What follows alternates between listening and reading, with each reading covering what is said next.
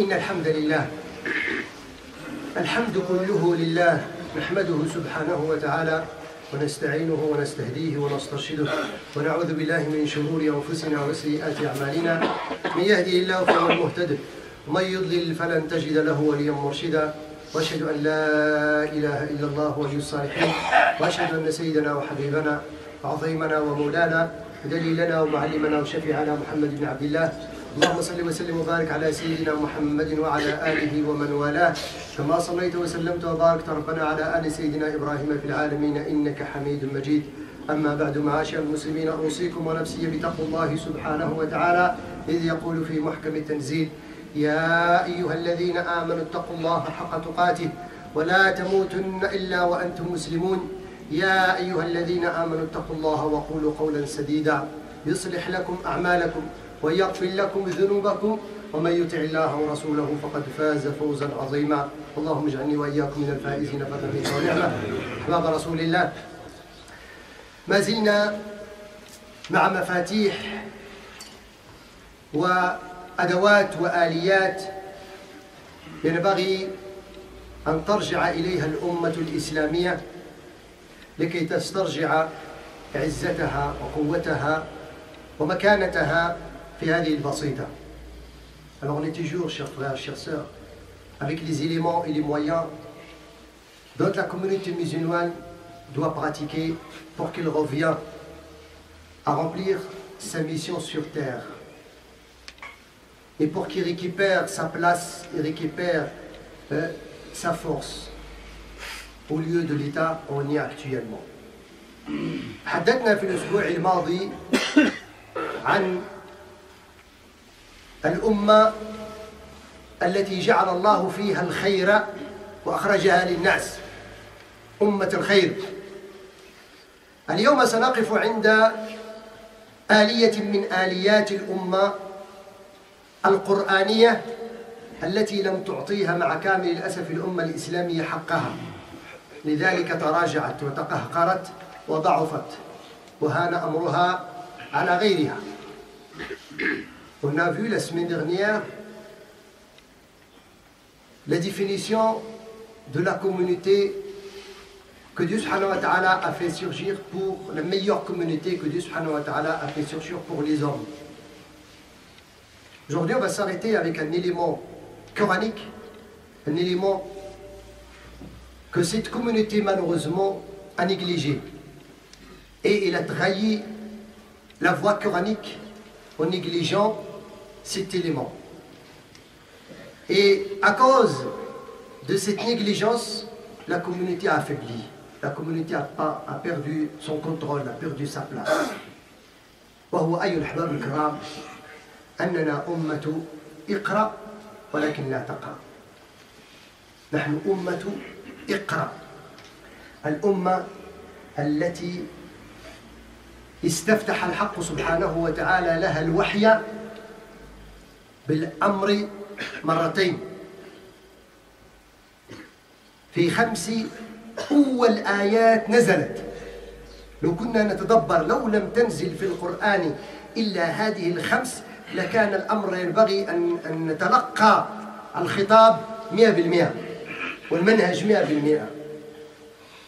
Cet élément, chers frères, chères sœurs, c'est qu'on est malheureusement la communauté de la lecture, de la science, mais on est la communauté qui ne lit pas.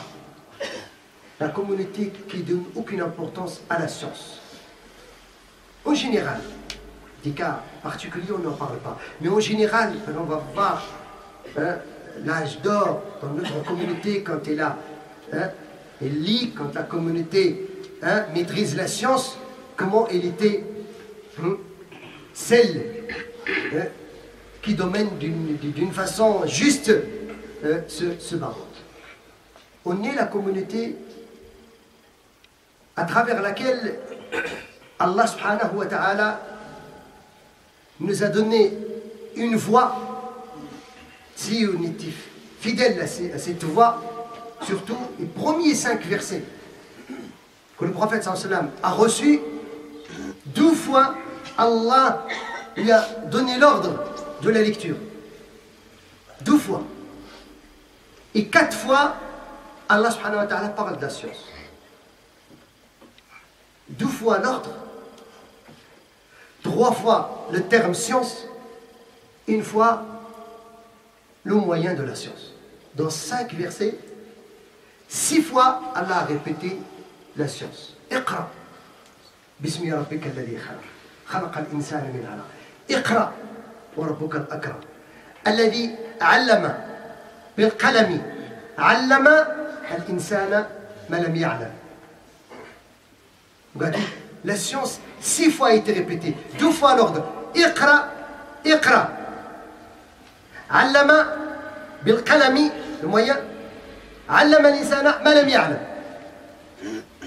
6 petits versets, 5 petits versets contiennent l'ordre à la science et la science, ce qui veut dire quoi? ما الذي نستشفه من هذه السورة؟ إن أول ما نزل بعدين تتمة السورة نزلت بعدها. Le prophète a reçu que ces 5 premiers versets. Et après le reste, il les a reçus plus tard. Ces 5, c'est bon, la première révélation. Après le reste du chapitre de Surah, c'est plus tard. Il n'a pas reçu en même temps.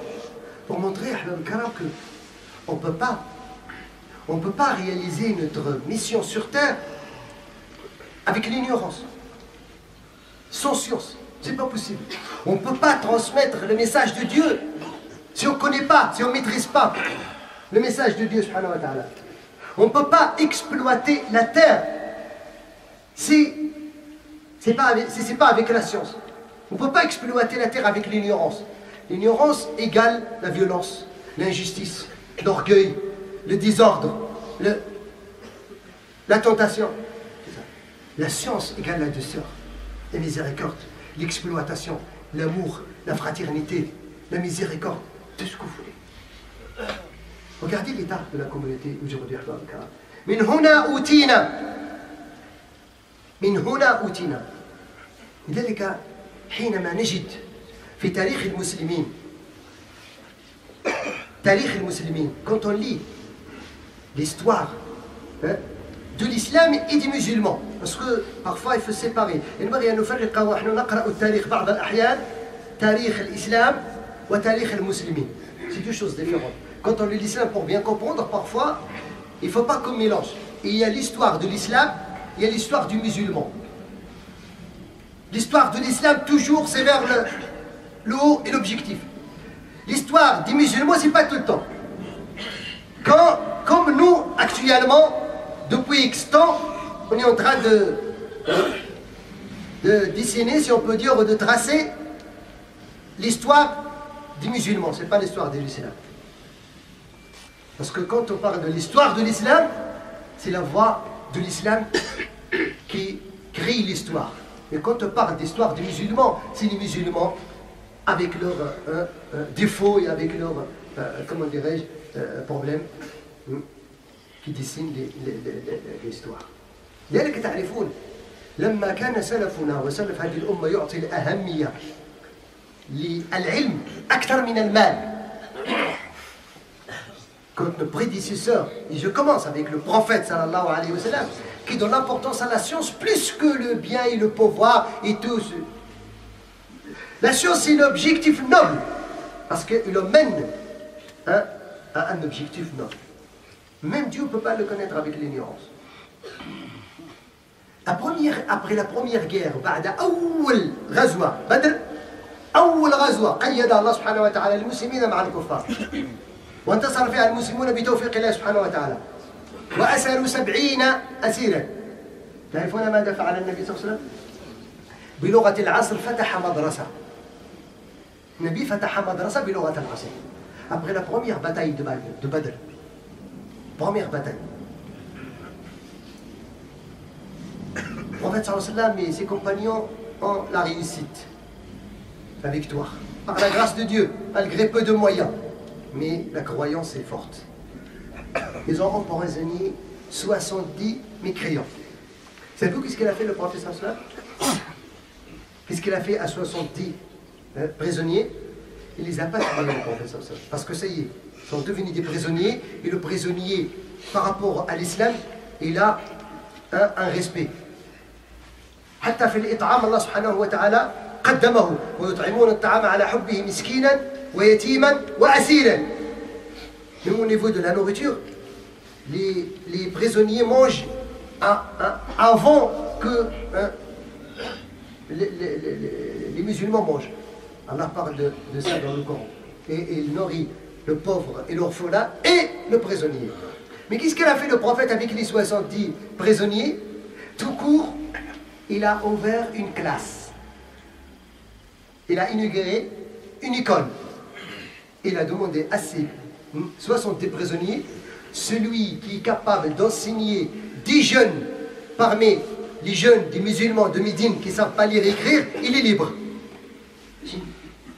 Le prophète a profité de la science de ses ennemis qui ont voulu pour l'attaquer. Il leur a dit, c'est bon, maintenant on a eu la victoire. On ne va pas se venger, mais on va en profiter de ce que vous avez. Vous avez la science. Nous, on n'est pas encore dans ce domaine-là. Alors, enseignez à ces jeunes-là qui seront, Inch'Allah, le futur de la génération qui vient aller réécrire, et t'achètes ta liberté. Achète ta liberté avec ta science. Nous, aujourd'hui, on achète notre esclavage avec l'argent. Aujourd'hui, nos autorités en particulier,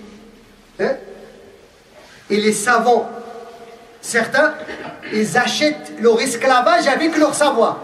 Vous imaginez? On est alors opposés.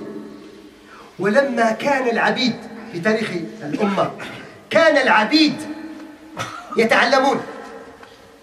Et quand les esclaves, ils ont le droit de l'apprentissage à l'époque du prophète et à l'époque de ses compagnons après lui. Les esclaves qui ont été esclaves. Je vous donne des exemples. Vous savez, تعرفون في الحديث هناك ما يسمى بالسلسلة الذهبية. La Chine au nord. في الحديث حينما تسمع في موطأ الإمام مالك عن مالك عن نافع مولى عبد الله بن عمر عن عبد الله بن عمر أن رسول الله قال. C'est un hadith authentique sans doute. Alors regardez qu'est-ce qu'il y a dans la chaîne. La chaîne de transmission, il y a qui? Il y a Malik, c'est connu. Mais il y a Nafi' Mawla Abdullah ibn Omar. Nafi', il était l'esclave de Abdullah ibn Omar et il a pris la science de Abdullah ibn Omar et il est rentré dans l'histoire dans sa porte la plus vaste, la plus grande. Un esclave. Il a appris la science de son maître. Il est au service de son maître, il apprend la science. Nous, aujourd'hui, ceux qui sont libres, ils n'apprennent pas la science. Ikrima, Mawla Abdullah ibn Abbas. Vous trouvez aussi dans la chaîne de hadith. عن Ikrima, Mawla Abdullah ibn Abbas. Ikrima, il est esclave de Abdullah ibn Abbas. Il est fier d'être son esclave. Parce qu'il est bien, il le traite bien et en même temps, il lui apprend sa science. Vous imaginez? وأعظم مثال في ذلك تعرفون أن العلم يرفع أهله كما قال النبي صلى الله عليه وسلم بالقرآن. كان عمر بن الخطاب رضي الله عنه يولي على مكة رجل يسمى نافع بن الحارث. نافع بن الحارث كان ولي مكة. نافع بن الحارث c'était le préfet de Omar بن الخطاب à la Mecque. التقاه فيما أخرج الإمام مسلم في باب السفر. التقاه عمر بن الخطاب في عسفان.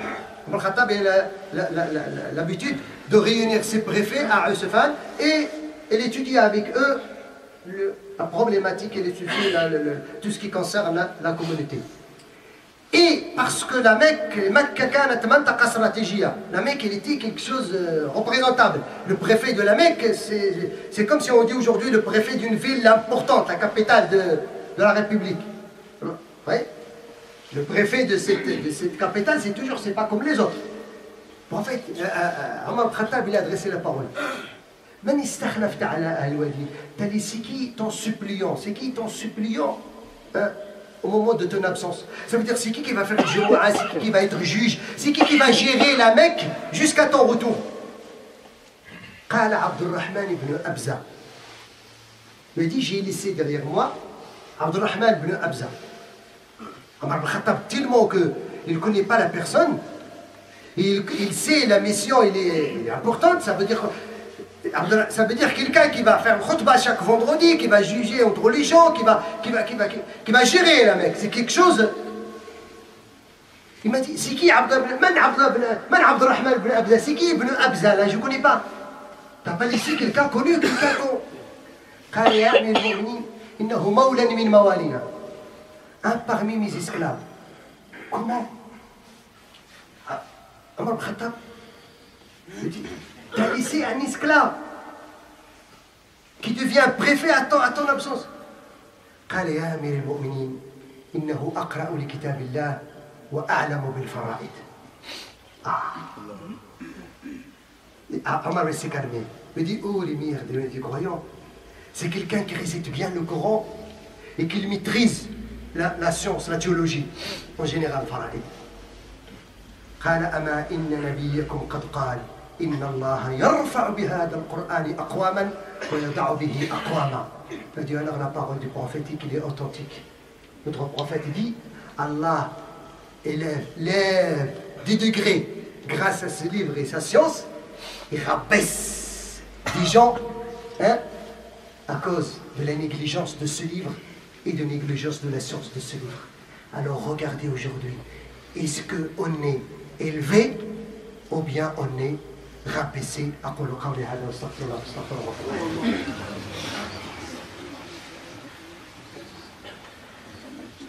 الحمد لله رب العالمين حمدا كثيرا طيبا مباركا فيه صلى الله وسلم وبارك على سيدنا محمد وآله أما بعد.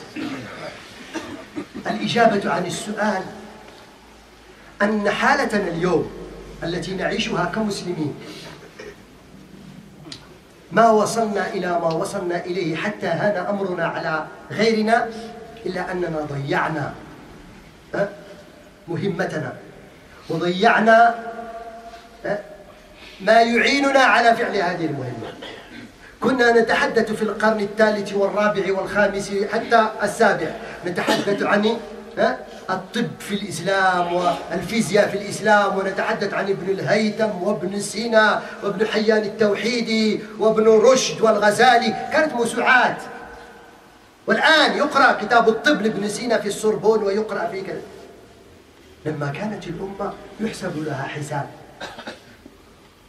لما كان أمراء الإفرنج اقرأوا التاريخ يبعثون ببعثات منهم إلى القاهرة وإلى الأندلس وإلى بغداد لكي تتعلم أولادهم. انظروا العكس الآن. Quand on lit l'histoire, la réponse de la question que j'ai posée tout à l'heure, c'était on est rabaissé parce qu'on a négligé le livre et la science de ce livre de Dieu subhanahu wa ta'ala. Mais quand on lit l'histoire de nos prédécesseurs, 3e siècle, 4e, 5e, on trouve, on lit, vous connaissez ces noms. Ibn Rushd, moi j'aime le dire Ibn Rushd, il n'est pas Abu Yassir, Ibn Rushd, Ibn al-Haytham, Ibn Sina, on trouve la médecine, la chimie, le maths, حتى النساء, Maryam al-Istallabi, une femme, c'est elle qui a inventé le GPS d'aujourd'hui, la boussole, c'est une femme qui l'a développé. Musulmane. Quand on lit que les non-musulmans, ils supplient les autorités en Andalousie, en Irak et en Caire pour leur envoyer leurs étudiants pour qu'ils apprennent la médecine. Aujourd'hui, c'est le contraire. Mais d'où vient ça? 3 éléments toujours, je les répète et je ne cesse pas de les répéter. Parce que le moment où les autorités du non-musulman, ils dépensent la fortune pour la science de leurs enfants, de leur population, nous, nos autorités dépensent la fortune pour acheter les héroïnes et les clubs de foot et passer avec la trésorerie de la communauté les vacances au bout du côte des non-musulmans. C'est clair. Regardez les esthétiques, vous allez voir le pourcentage de la dépense de la trésorerie des pays non musulmans dans le domaine de la science et la recherche, et regardez le pourcentage de la dépense dans nos pays soi-disant arabes musulmans, qu'est-ce qu'on dépense? Et regarde qu'est-ce qu'ils achètent, ceux qui veulent dominer la terre, parmi les non-musulmans, est-ce qu'ils achètent nos pourritures tordues de nos pouvoirs arabo-musulmans? Clair et net. Voilà un maillon faible. Le deuxième maillon faible, nous savons, au lieu qu'ils soient disciplinés, qu'ils disent la vérité, qu'ils disent Allahumma inna hada munkar, ils achètent leurs esclaves avec leur science. Ils mettent leur science au service des transgresseurs et des dictatures. Tout clair. Troisième moyen faible, nous, la population. Qu'est-ce qu'on fait pour apprendre la science? J'attire toujours, j'essaie toujours de secouer mes fidèles pour leur dire combien de Jumu'ah on a entendu dans notre vie. Est-ce qu'on a dans notre journée une partie à la science? Pourquoi on n'arrive pas à se comprendre, surtout quand il s'agit des petites divergences entre les savants? Et surtout aujourd'hui, les moyens, malgré que c'est mode d'une chaîne, mode d'une France, mode d'une numérique, ben, tu ne trouves jamais, vous n'avez jamais vu une tablette, un portable, mode d'une Maroc, mode d'une Algérie, mode d'une Égypte, mode d'une Arabie Saoudite. Ça n'existe pas.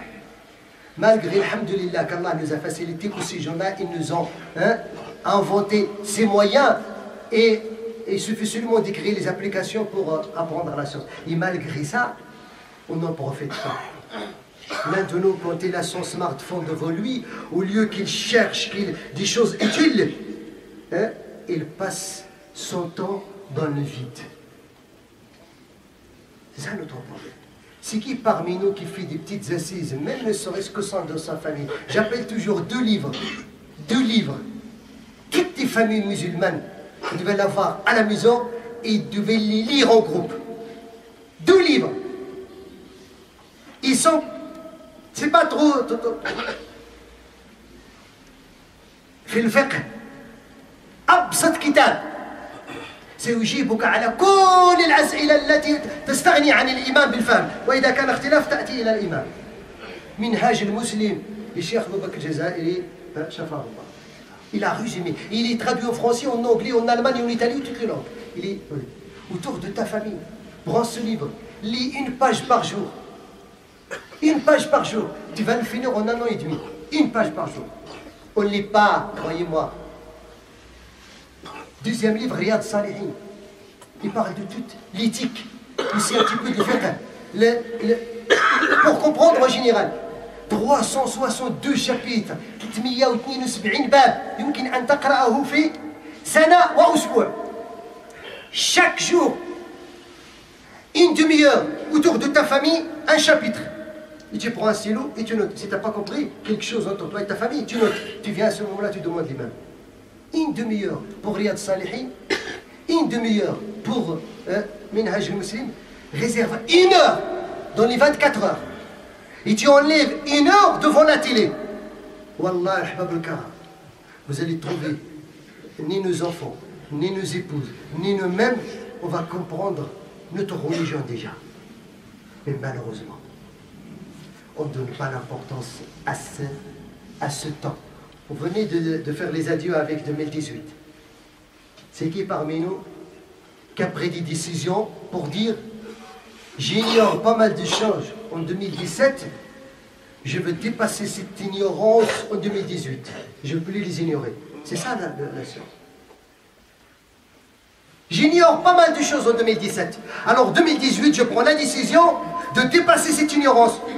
D'être comme Nafi' Abdullah ibn Omar. Je veux être esclave à la science.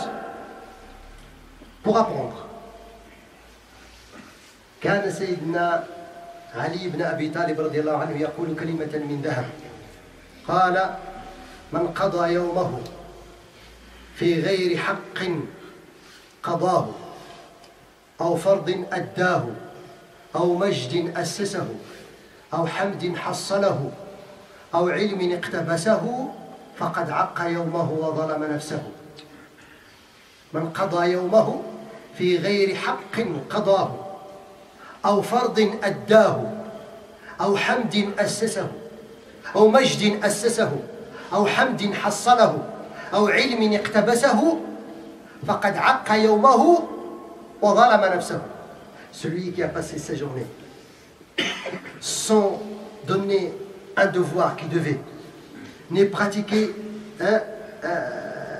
sans donner, comment dirais-je, à ceux qui ont droit à leurs droits, ils sont pratiqués un devoir, ils sont fondés, comment dirais-je, quelque chose, qu'il laisse quelque chose pour lui, pour le jour dernier, ni recevoir un remerciement après un service, ni rajouter un petit peu de sens, alors il a désobéi sa journée, il est injuste envers lui-même.